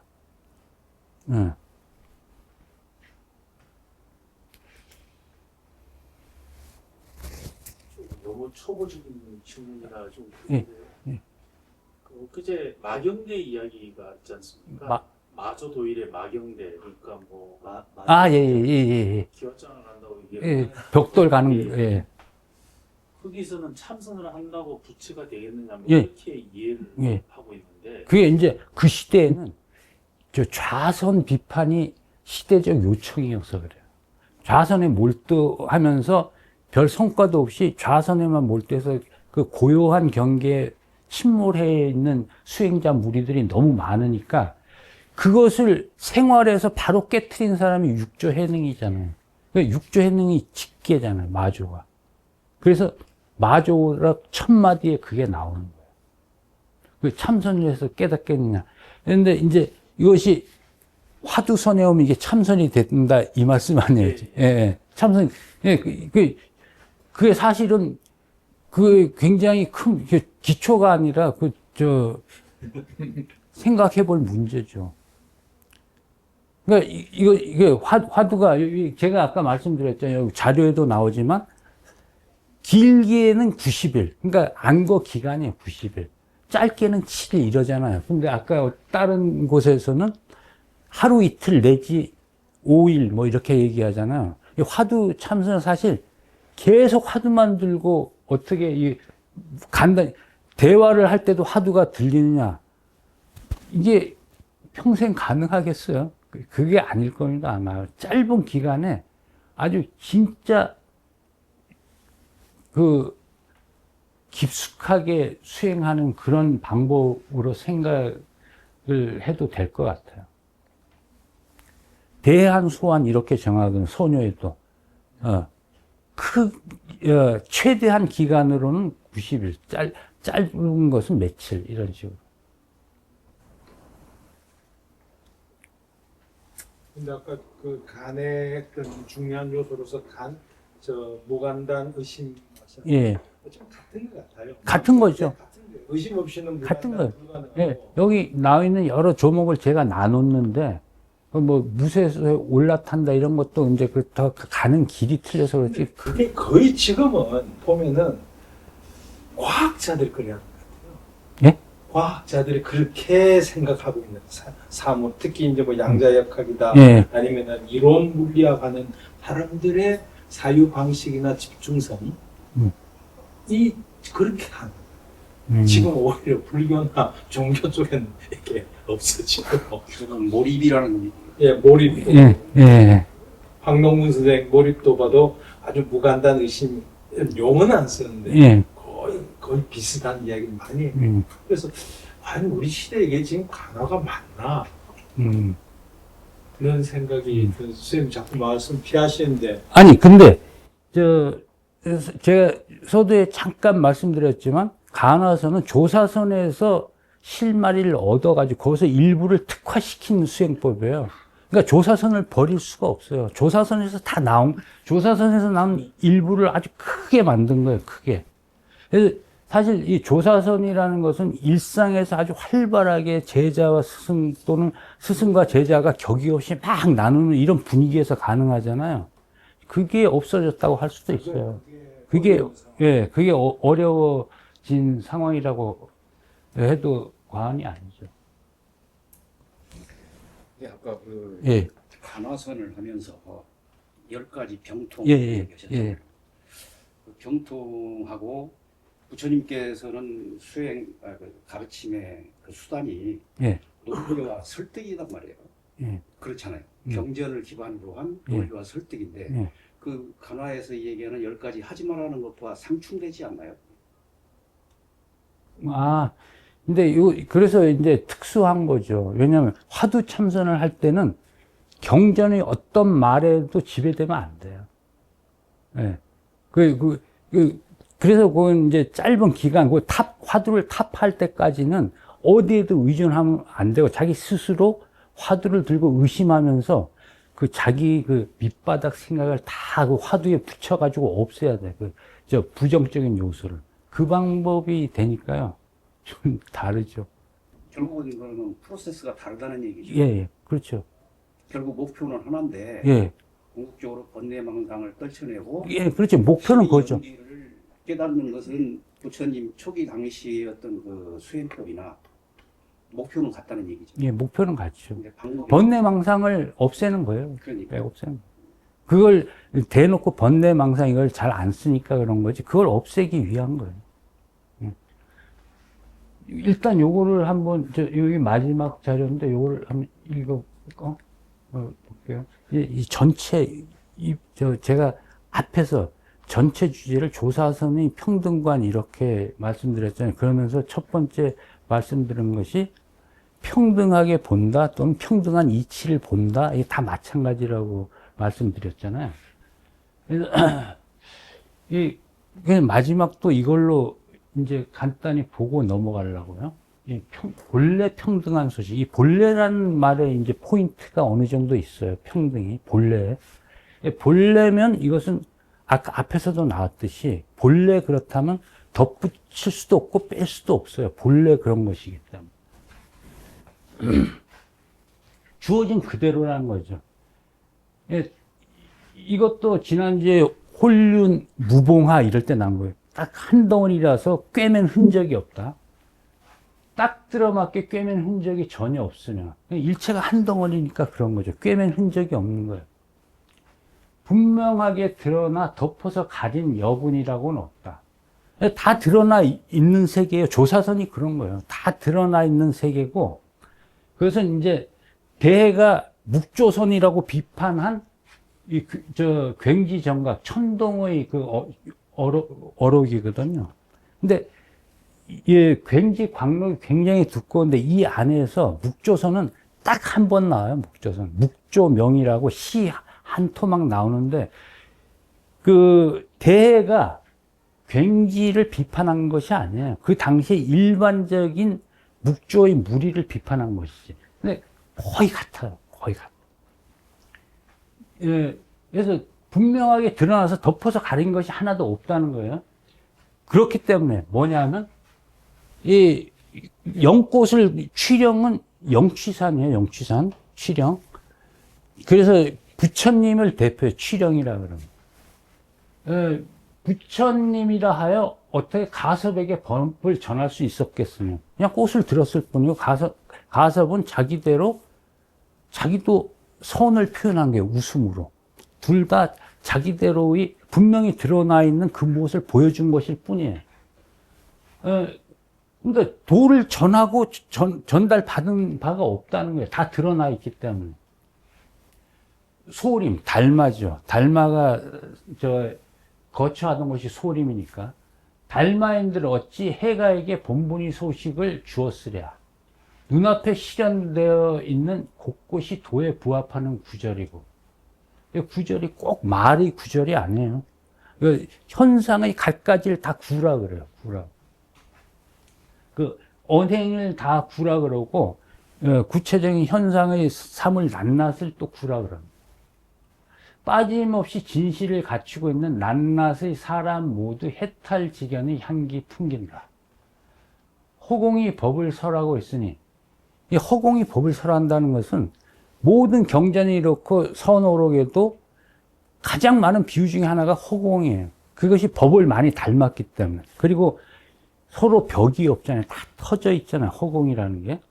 그래서 허공 몰잡이라고 문자가 없는 비석이라고 불법을 전하는 비석이라고 허공이 법을 설하고 있으니 삼라만상이 듣고 귀가 없으니까 제대로 듣는 거예요. 무심하게 입술을 걸어들지 않고 널리 펼쳐 보일 줄 안다.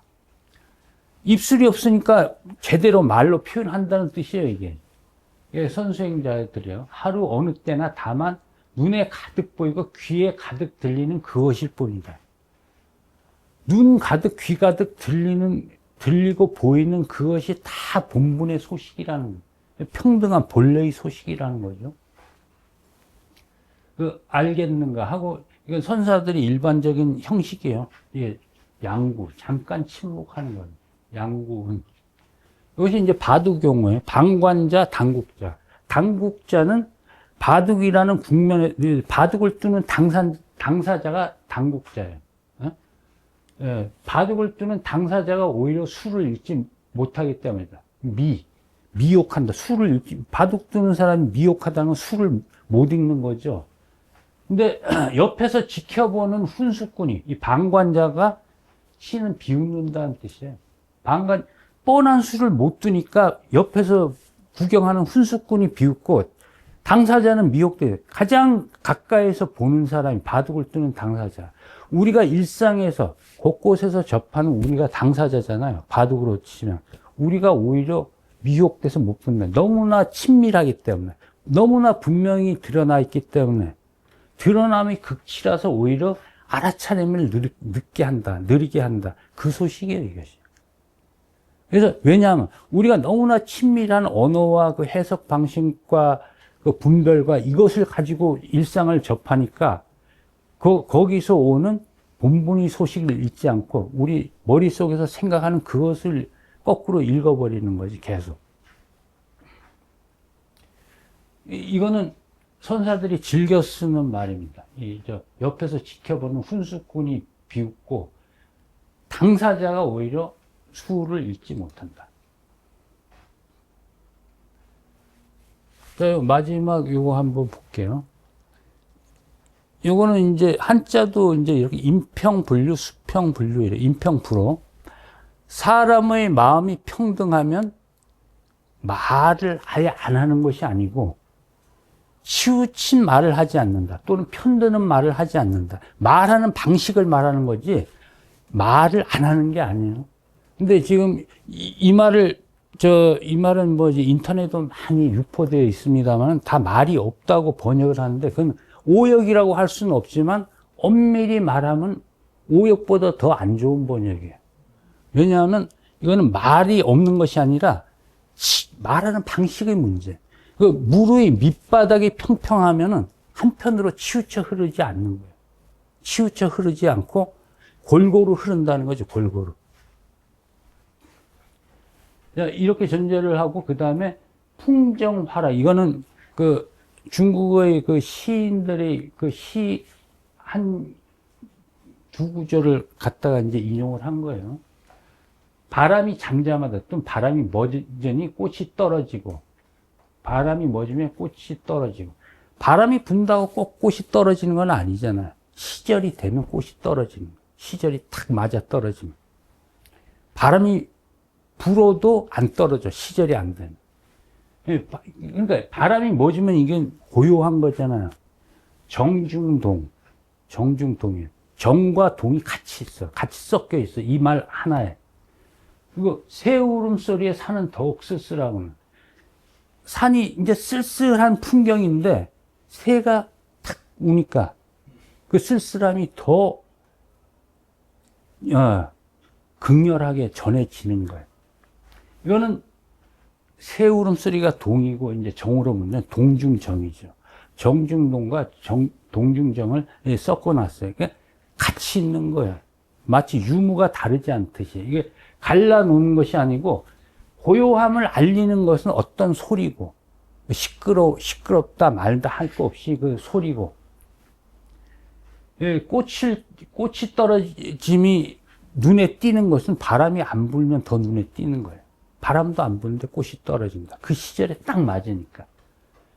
이 평이라는 것이 이제 여기서 딱 어울려요, 평이. 평등하다. 어느 편으로도 치우치지 않고, 고요함에도, 시끄러움에도, 치우치지 않은 그것을 앞구절하고 딱 어울립니다. 이렇게 천진하고, 조금도 남아 돌지 않게 알맞은, 딱 들어맞는, 남아 돌는 것이 하나도 없다는 거예요. 잉여가 없다는 거예요. 남아 도는 거. 그 속에 시 한 오락이라도 붙이지 마라. 시로 한 오락이가 뭐 우리 뭐 말이나 분별이나 등등 쓸데없는 군더더기를 말하겠죠. 이것이 그 간화선에도 그대로 적용이 되고 이 조사선의 소식들이에요. 조사의 소식들입니다.